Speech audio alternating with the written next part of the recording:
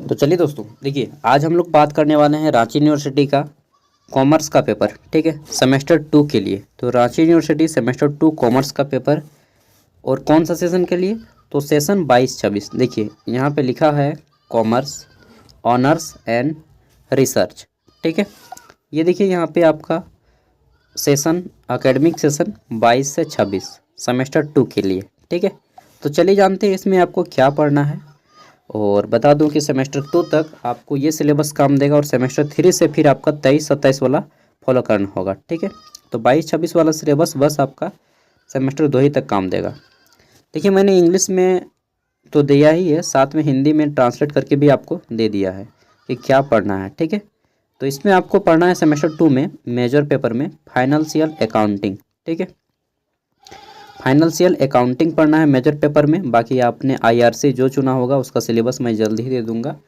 And understanding India तो अब नहीं रहेगा, सेमेस्टर 1 तक था। सेमेस्टर 2 में अब आपको क्या क्या पढ़ना होगा? तो एक मेजर पेपर जो कि इसमें है कॉमर्स वालों के लिए, फाइनेंशियल अकाउंटिंग पढ़ना होगा। ठीक है, यहाँ पे देखिए फाइनेंशियल अकाउंटिंग, इसको हिंदी में बोलते हैं वित्तीय लेखांकन।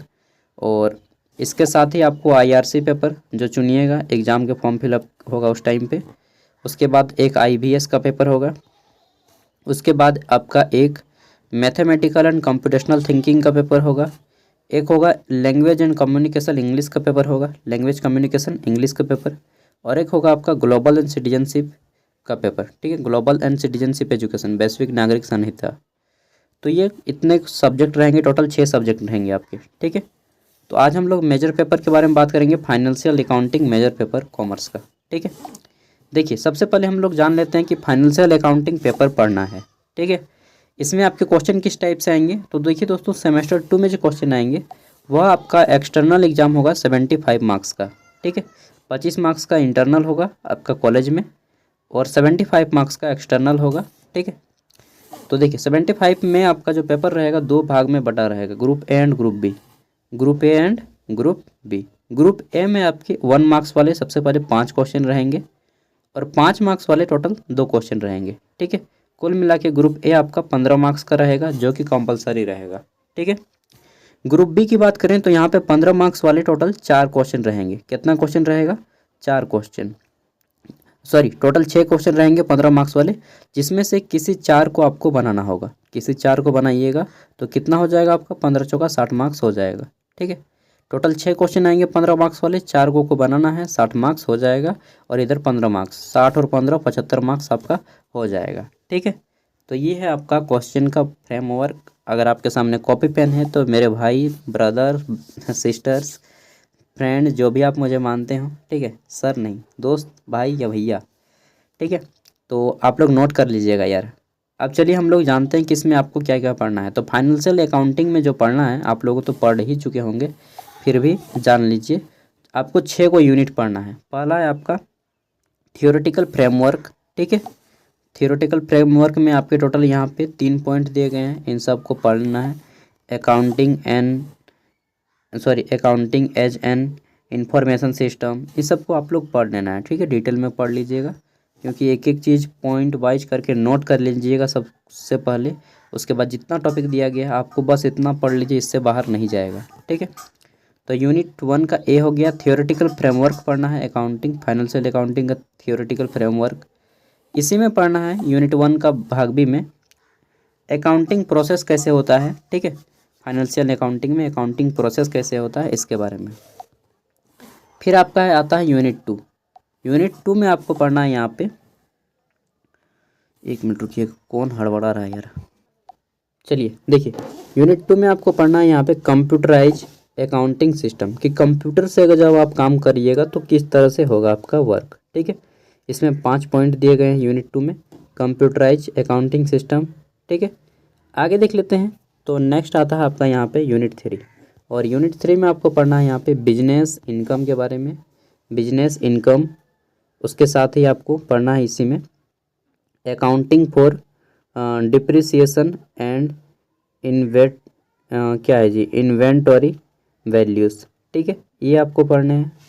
देखिए भाई, मैं तो कॉमर्स लिया नहीं हूँ, मैंने कॉमर्स लिया था, 3 महीने पढ़ के फिर से मैंने अपना फैकल्टी चेंज करवा लिया था। एंट्री सिस्टम बस पढ़ा था उस टाइम पे, single entry system, double entry system, क्या एसेट्स था उसी तरह से। अगला देख लेते हैं। तो फाइनेंशियल, अगला क्या पढ़ना है आपको, financial statement of sole proprietorship and partnership, ठीक है, फर्म्स के बारे में ये पढ़ना है। यूनिट 5 में आपको पढ़ना है accounting for branch, accounting for branch, ठीक है, शाखा के लिए अकाउंटिंग पढ़ना है, वित्तीय लेखांकन। और फिर आपको अंतिम में accounting for not for profit organisations, ठीक है। तो जितने भी आपके लाभ के संगठन नहीं होते हैं इनके बारे में देखिए यहाँ पे। साथ ही आपको कुछ बुक प्रेफर किए गए हैं, आप चाहे तो इन बुक्स को पढ़ सकते हैं। और ये वाले बुक्स हैं, टोटल 11 को यहाँ पे दिया गया है, आप इसमें से किसी बुक को ख़रीद के पढ़ सकते हैं, ठीक है। अभी आपका एग्ज़ाम में 2 महीना टाइम है, टेंशन मत लीजिए, आराम से पढ़ के पार कर सकते हैं, ठीक है। और यहाँ पे मैंने इसका हिंदी भी दे दिया है, द्वितीय सेमेस्टर, इनको हिंदी और इंग्लिश दोनों पढ़ लेना है। अगर हिंदी मीडियम के हैं आप तो हिंदी और इंग्लिश दोनों पढ़ लीजिए, ज़्यादा बेटर रहेगा आपके लिए, ठीक है। जैसे कि मैं हिंदी मीडियम का हूँ, वैसे मेरा तो ग्रेजुएशन का कंप्लीट हो चुका है, एमए बस लास्ट ईयर हुए वित्तीय लेखांकन। और इसमें आपको पढ़ लेना है, यहाँ पे देखिए सैद्धांतिक रूपरेखा फ्रेमवर्क के बारे में, अकाउंटिंग फ्रेमवर्क, ठीक है, लेखांकन प्रक्रिया, कंप्यूटरीकृत लेखा प्रणाली। नेक्स्ट है आपका यहाँ पे यूनिट 3 में वैश्विक आय, मूल्य ह्रास और इन्वेंट्री मूल्यांकन। इन्वेंट्री की इन्होंने हिंदी नहीं कर पाया, मूल्यांकन के लिए लेखांकन। फिर यूनिट 4 में है आपका एकल स्वामित्व और साझेदारी फर्मों के वित्तीय विवरण, ठीक है। और यूनिट 5 शाखा के लिए लेखांकन। यूनिट 6 है गैर लाभकारी संगठनों के लिए लेखांकन। तो बस इतना आपको टॉपिक पढ़ना है सेमेस्टर 2 रांची यूनिवर्सिटी के अंतर्गत फाइनेंशियल अकाउंटिंग। अगर आप रांची यूनिवर्सिटी के बाहर कोई अदर यूनिवर्सिटी में है, लेकिन अगर आपका सब्जेक्ट यही है फाइनेंशियल अकाउंटिंग, ठीक है, तो आपको भी सेम चीज़ पढ़ना होगा। बाकी अगर आपका झारखंड के अंदर में कोई यूनिवर्सिटी होगा तो मैं तो वीडियो बना ही दूंगा, ठीक है।